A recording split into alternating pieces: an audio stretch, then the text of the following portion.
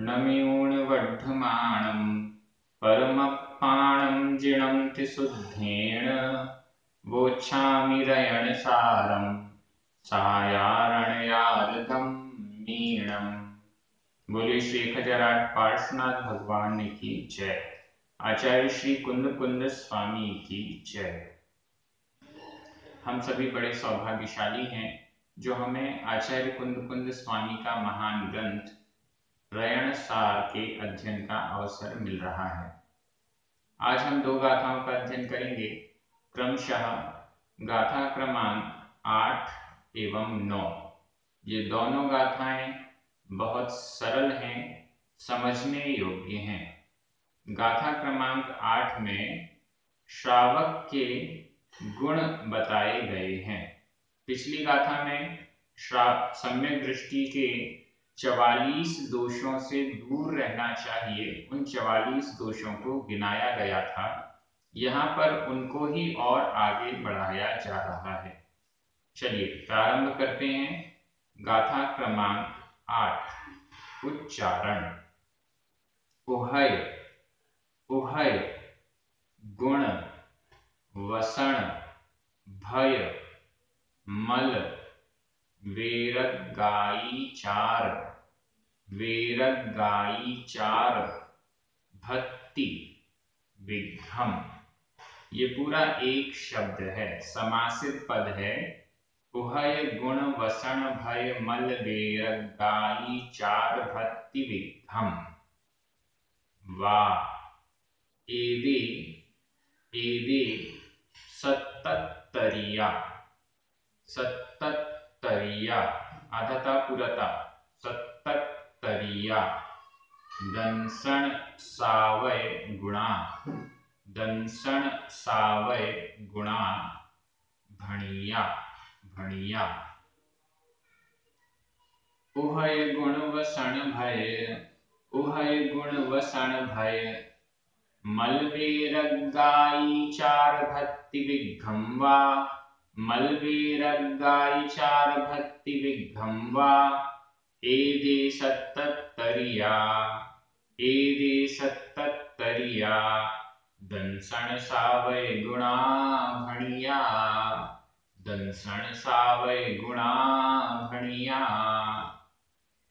गाथा तो बहुत सरल है, लेकिन यह गाथा कुछ संपादकों ने प्रक्षेपक के रूप में स्वीकार की है। प्रक्षेपक का मतलब है ऐसी गाथा जो संभावित रूप से आचार्य कुंद कुंद स्वामी के द्वारा नहीं लिखी गई है, ऐसा वे मानते हैं, और बाद में किसी ने उसे जोड़ दिया है, ऐसा उन्हें प्रतीत होता है।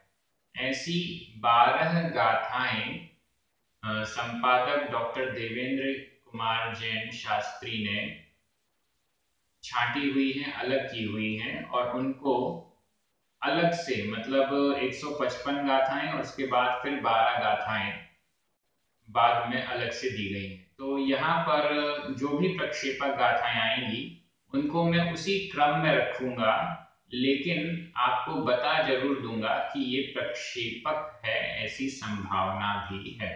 हो सकता है ये गाथा आचार्य कुंद कुंद स्वामी के द्वारा न रची गई हो, ऐसी संभावना है, लेकिन फिर भी अर्थ तो हम करेंगे ही। इस गाथा का अर्थ है तो सरल, लेकिन सेट नहीं हो पा रहा है। देखिएगा, दंसन सावय गुणा भणिया, नीचे वाली लाइन, दंसन दर्शन, सावय श्रावक, गुणा गुण।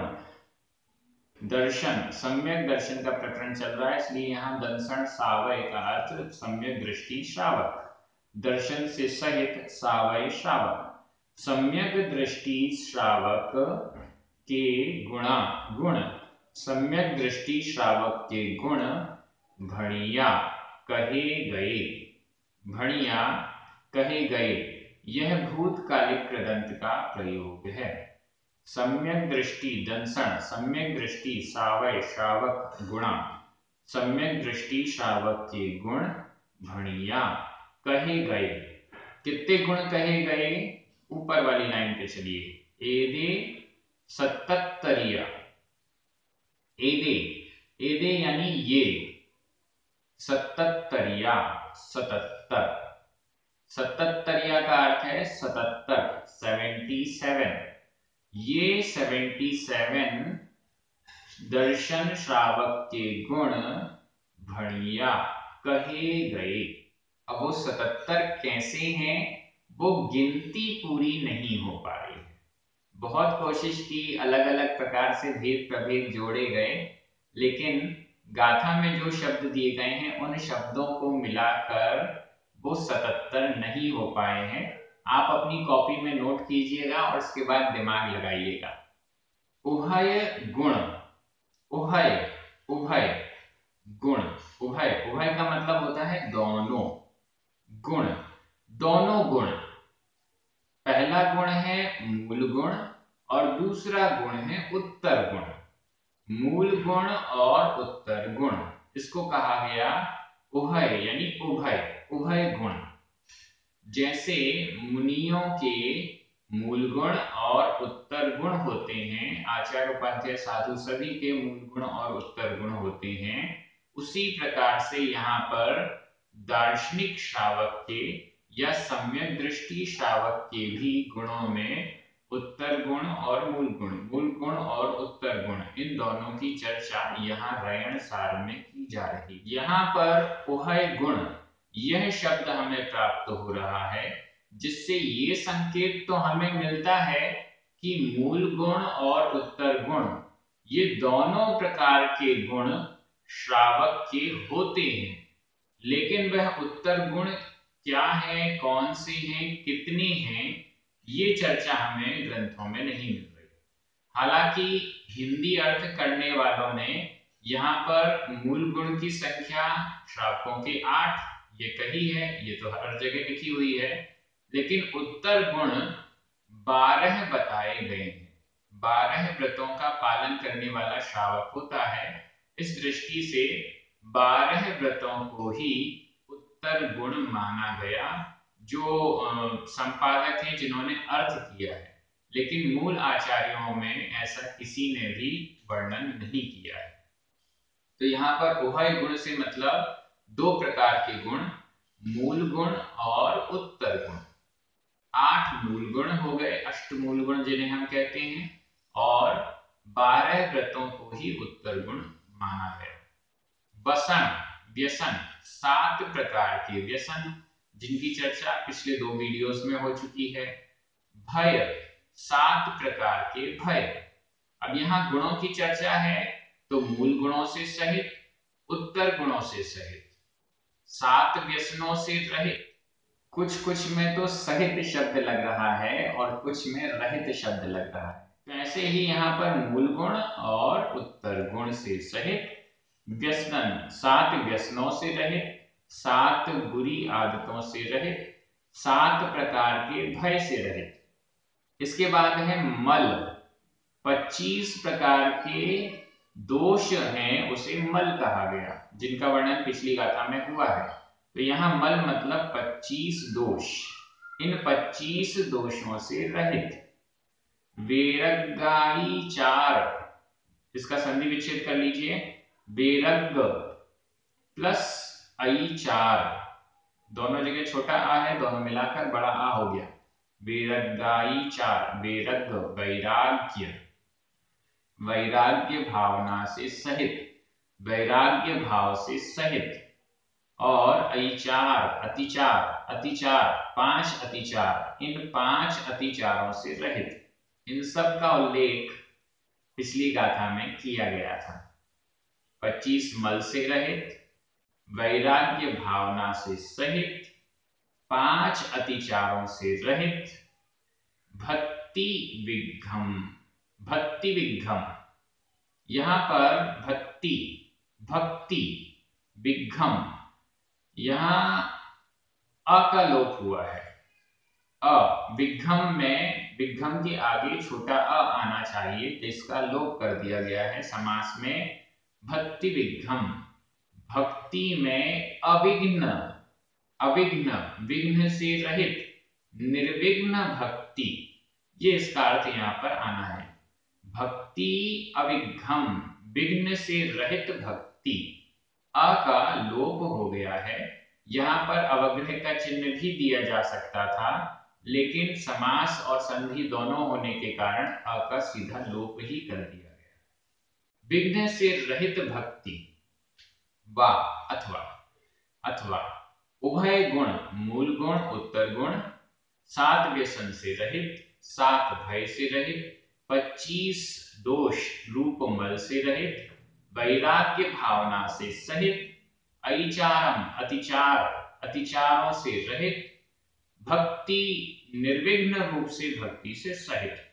ये टोटल, अब टोटल करने में तो 77 नहीं हो रहे हैं, ये सभी और भी आदि आदि लगा देते हैं, इसमें कुछ छूट गए हैं, उन सबको मिला लेंगे तो 77 दर्शन श्रावक के, सम्यक दृष्टि श्रावक के गुण भणिया कहे गए हैं। अब एक बार गिनती गिन लीजिए अपनी कॉपी में लिखकर।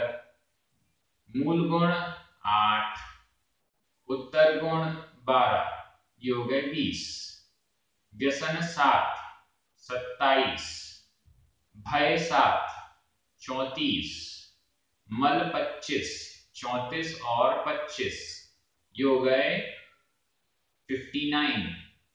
अब इसमें अतिचार और जोड़ देते हैं तो 59 और 5 अतिचार 64, 64 तो ये हो गए।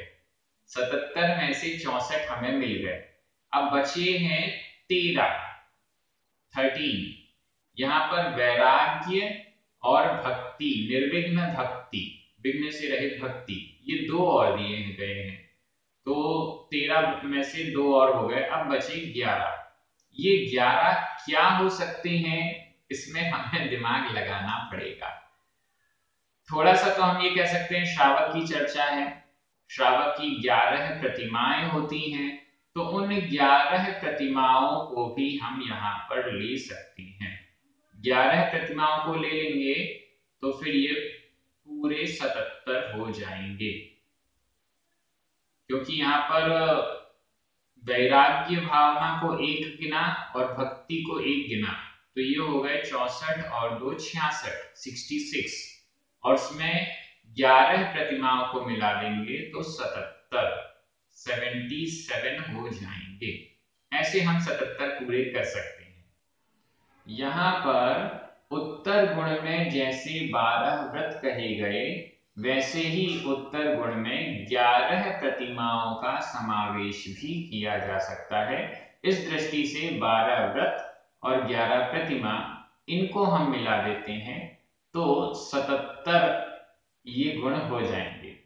इसका दूसरा विकल्प और बन सकता है वैराग्य भावना। अब वैराग्य को उत्पन्न करने में निमित्त हैं 12 भावनाएं। इन 12 भावनाओं को हम जोड़ लें, वैराग्य को उत्पन्न करने वाली 12 भावना, तो वैराग्य शब्द से हम ले लें 12 भावना, और फिर भक्ति ये 1, तो 12 और 1 13, ऐसे ये 66, ऐसे ये 64 प्लस 13 मतलब 77 हो सकते हैं। ये 2 विचार मेरे मन में आए हैं, प्रामाणिक है या नहीं ये अभी नहीं कह पाऊंगा, क्योंकि किसी ग्रंथ में किन्हीं आचार्यों ने ऐसे 77 सम्यक दृष्टि के गुण, श्रावक सम्यक दृष्टि श्रावक के गुण नहीं लिखे हैं। इस दृष्टि से पूरा पक्का नहीं है, लेकिन जोड़ तोड़ करके 77 तक गाड़ी को पहुंचा दिया है मैंने। और भी इसमें अगर किसी को अध्ययन के दौरान कुछ मिलता है कि इस प्रकार से 77 हो सकते हैं, तो आप मुझे जरूर बताइएगा, जिससे उसको आगे सुधार किया जा सके, आगे और ठीक किया जा सके। इस प्रकार से इस गाथा का अर्थ हो गया। अब हम अगली गाथा में चलते हैं। गाथा क्रमांक 9, उच्चारण। देव देव गुरु समय भत्ता, देव गुरु समय भत्ता, संसार शरीर भोग परिचत्ता, परिचत्ता, रयणत्तय, रयणत्तय संयुक्ता संयुक्ता, ते मणुया मणुया, शिव सुहम पत्ता पत्ता, देव गुरु समय भक्ता संसार शरीर भोग परिचत्ता रयणत्तय संयुक्ता ते मणुया शिव सुहम पत्ता।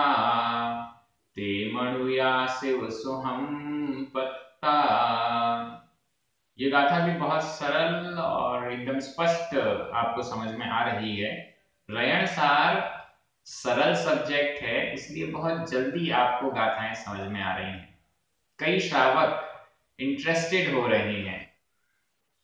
देव गुरु समय भक्ता, आपको समझ में आ गया। देव का मतलब देव, गुरु का मतलब गुरु, समय का मतलब है, समय के कई अर्थ होते हैं। यहां पर समय का अर्थ है आगम, शास्त्र। देव गुरु और शास्त्र, देव शास्त्र गुरु। भक्ता भक्त कौन है? नीचे वाली लाइन में लिखा हुआ है मणुया मनुष्य, ते मणुया, ते यानी वे, मणुया मनुष्य, वे मनुष्य। कौन से मनुष्य? जो देव गुरु समय भक्ता, देव गुरु और समय यानी शास्त्रों के, सच्चे देव, सच्चे शास्त्र और सच्चे गुरुओं के भक्ता, भक्त हैं। ये प्रथमा का बहुवचन है। ये सारे जितने शब्द यहाँ पर आपको दिखाई दे रहे हैं, देव गुरु समय भक्ता, संसार शरीर भोग परिचत्ता, परिणत्तय संयुक्ता, ते मणुया और लास्ट में पत्ता, ये सब शिव सुहम को छोड़ दीजिए, बाकी सारे शब्द प्रथमा विभक्ति के बहुवचन हैं। देव गुरु और शास्त्रों के जो भक्त हैं, भक्ता यानी भक्त, जो भक्त हैं। दूसरा विशेषण संसार शरीर भोग परिचत्ता, संसार शरीर और भोग इनको जिन्होंने परिचत्ता परित्यक्त छोड़ दिया है, संसार के प्रति आसक्ति को छोड़ दिया है। संसार में है, संसार अभी छूटा नहीं है, संसार अभी छोड़ा भी नहीं है, लेकिन परिचत्ता, यहाँ परिचत्ता से तात्पर्य है परित्यक्त, संसार के प्रति आसक्ति छोड़ी गई, शरीर के प्रति आसक्ति छोड़ी गई। शरीर नहीं छोड़ा है, शरीर तो है अभी, लेकिन शरीर के प्रति आसक्ति को छोड़ा है और भोगों के प्रति आसक्ति को भी छोड़ा है। भोग छोड़े नहीं जा सकते। देखिए ये तीनों चीजें ऐसी हैं, संसार शरीर और भोग, भले ही यहां शब्द लिख दिया परिचत्ता मतलब छोड़े गए, लेकिन ये छोड़े नहीं जाते हैं। संसार कब छूटता है? जब मोक्ष हो जाता है। शरीर कब छूटता है? जब मरण हो जाता है। मरण से पहले शरीर छूटता नहीं है, बल्कि और हम कहें शरीर तो साथ में भी लगा रहता है, कार्बन शरीर के रूप में, तेजस शरीर के रूप में। जब तक मोक्ष नहीं होता तब तक शरीर भी नहीं छूटता। और भोग, कोई भी जीव जब तक संसार में है तब तक भोगों से भी नहीं छूट पाता है।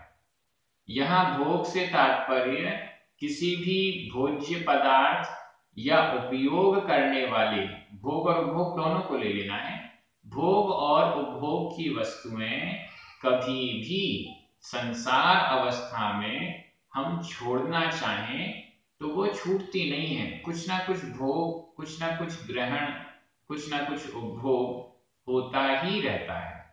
हम क्या कर सकते हैं? उनके प्रति आसक्ति को छोड़ सकते हैं, उनके प्रति गृद्धता, लोभ को छोड़ सकते हैं। भोजन तो ग्रहण करना पड़ेगा शरीर को चलाने के लिए।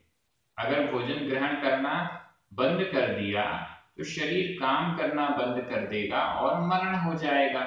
तो फिर हम अपनी आत्मा का कल्याण करने के लिए पुरुषार्थ कैसे कर पाएंगे? इसलिए ये शरीर आवश्यक है। शरीर को चलाने के लिए भोज्य सामग्री, भोग की सामग्री आवश्यक है।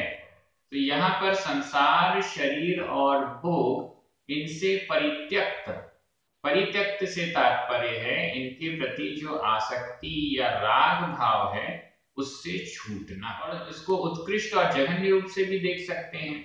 उत्कृष्ट रूप से तो संसार, शरीर और भोगों के प्रति पूर्णतः जैसा वैराग्य मुनि महाराजों को होता है वो उत्कृष्ट दशा है।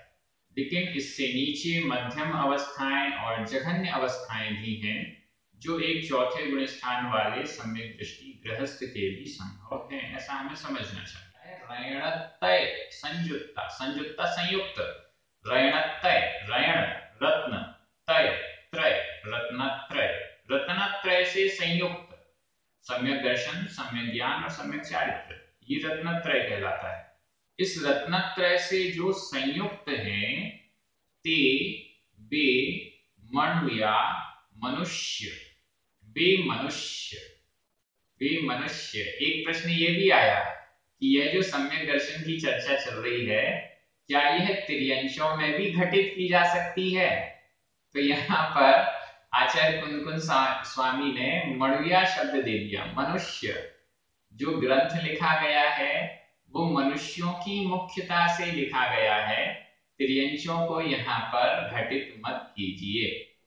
त्रियंशों में भी ये गुण पाए जाएंगे आंशिक रूप से। त्रियंश भी सम्यक दृष्टि होता है, लेकिन सम्यक दृष्टियों की जो विशेषता, जो गुण, दोषों से रहितपना इत्यादि बताया गया है वो आंशिक रूप से त्रियंशों में प्रकट होते हैं।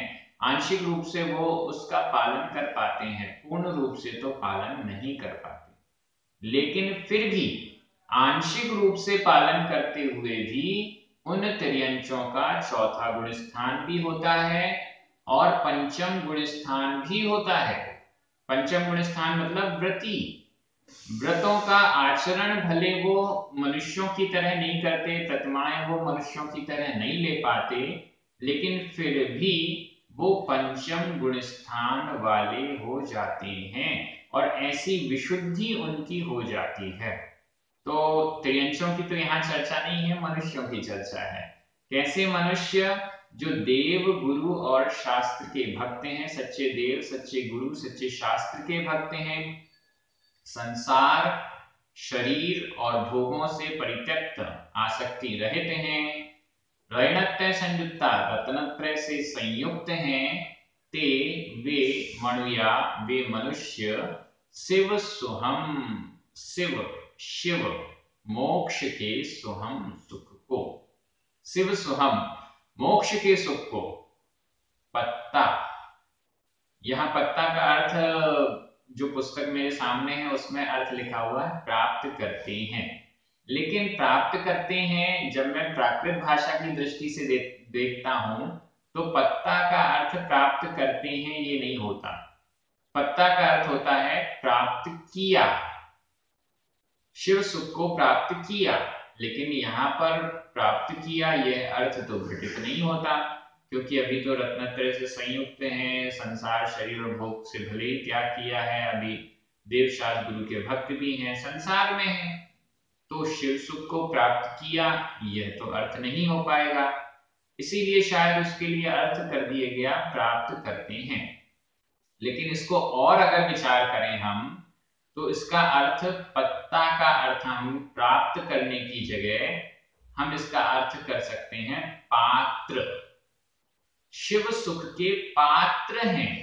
ये एकदम सटीक और सही अर्थ होगा प्राकृत भाषा की दृष्टि से भी, और गाथा का अर्थ भी इसमें पूर्णता को प्राप्त होता है। शिव सुख का पात्र कौन सा मनुष्य है जिसमें ये तीन विशेषताएं हैं? वो शिव सुख का, मोक्ष सुख का पत्ता यानी पात्र भी हैं, ऐसा हम अर्थ कर सकते हैं। तो यहाँ पत्ता यानी पात्र ये अर्थ किया जाए तो ज्यादा उचित होगा। होगा। चलिए, ये गाथा भी एकदम सरल तरीके से हमको समझ में आ गई है। दोनों गाथाएं बहुत सरल थी। आप में से कई लोग इन गाथाओं को अपनी कॉपी में नोट कर रहे हैं, इनके नोट्स बना रहे हैं। जो बातें आपको कठिन लग रही हैं वो आप अपनी कॉपी में नोट कर रहे हैं। गाथाओं को याद करने का भी प्रयास कीजिएगा। सरल गाथाएं हैं, समझ में आ गई तो याद भी हो सकती हैं। आप सभी बहुत अच्छे से अध्ययन कर रहे हैं, विनय के साथ, बहुमान के साथ। एक एक शब्द पर आपका ध्यान है। पुण्यार्जकों को भी धन्यवाद, आपको भी धन्यवाद। आप सभी रयन सार ग्रंथ का, प्राकृत भाषा का प्रचार भी कर रहे हैं, एक दूसरे को प्रेरित भी कर रहे हैं, इसलिए विशेष धन्यवाद। सभी को जय जिनेंद्र। जिनवाणी माता की जय।